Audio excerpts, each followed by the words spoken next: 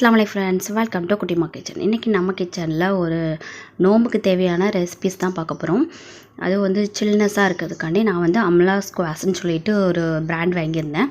அதை அப்படியே சேர்த்துட்டு ஒரு அரை எலுமிச்சப்பழம் வந்து சேர்த்துட்டு ஒரு சம்பு தண்ணி சேர்க்குறேன். கொஞ்சம் சப்ஜா சீட்ஸ் வந்து ஊற வச்சுருந்தேன், அதையும் சேர்த்துக்கலாம். இது வந்து நோம்பு நேரத்தில் நம்ம போட்டு கொடுத்தோம்னா அவ்வளோ குளிர்ச்சியாக இருக்கும்.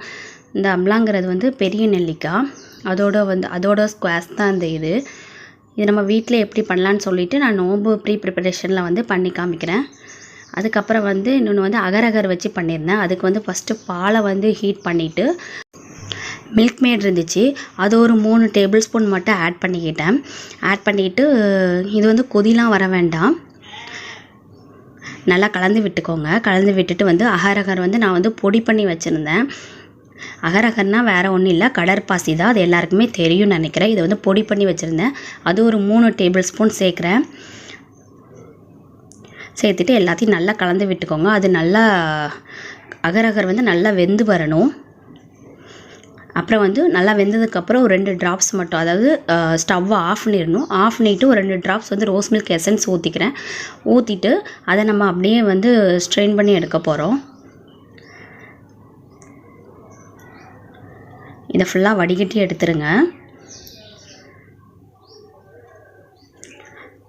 இது கூட நான் வேறு என்னெல்லாம் ஆட் பண்ணேன்னா பேரித்தப்பழம், அதுக்கப்புறம் மேலே வந்து கொஞ்சம் பாதாம் பிஸ்தா அது எல்லாமே துருவி வச்சுருந்தேன். அதையே ஆட் பண்ணிவிட்டு நம்ம க்ளோஸ் பண்ணி ஃப்ரிட்ஜில் வச்சிடலாம். எப்போ தேவையோ அப்போ வந்து நம்ம சில்லாக எடுத்து சாப்பிட்டுக்கலாம். அவ்வளோ சூப்பராக இருக்கும். வேறு அகர் வச்சு இன்னொரு ரெசிபி பண்ணியிருந்தேன். அதுக்கு நல்லா பால் ஹீட் ஆனதும் ஒரு 2-3 டேபிள் ஸ்பூன் வந்து அகர் சேர்த்துக்கோங்க. சேர்த்துட்டு இது கூட வந்து நான் வந்து பாதாம் எசன்ஸ் சேர்த்துருந்தேன். அது கூட வந்து ரோஸ் மில்க் எசன்ஸ், இது பாதாம் எசன்ஸ் சேர்த்து பண்ணியிருந்தேன். இதையும் நல்லா காய்ச்சி எடுத்ததுக்கப்புறம் வடிகட்டி எடுத்துக்கலாம். இது கொஞ்ச நேரம் விட்டுட்டு அப்புறம் நம்ம கட் பண்ணி பார்ப்போம் எப்படி வந்திருக்குன்னு சொல்லிட்டு. பாருங்கள் எவ்வளோ சூப்பராக வந்திருக்குன்னு சொல்லிட்டு. நம்ம வந்து அகரை வந்து திரித்து வச்சுக்கிட்டா அப்பப்போ பிள்ளைங்களுக்கு வந்து ஜெல்லின்னு கேட்கலாம் போச்சு நம்ம இதை வச்சு செஞ்சு கொடுத்தோம்னா அவ்வளோ என்ஜாய் பண்ணி சாப்பிடுவாங்க. நோன்பு காலங்களையும் இதே மாதிரி குளிர்ச்சியான ஆகாரமாக செஞ்சு கொடுங்க, உடம்புக்கும் ரொம்ப நல்லது.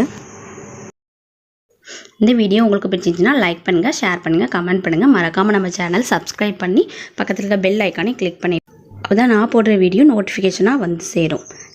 தேங்க்யூ ஃபார் வாட்சிங்.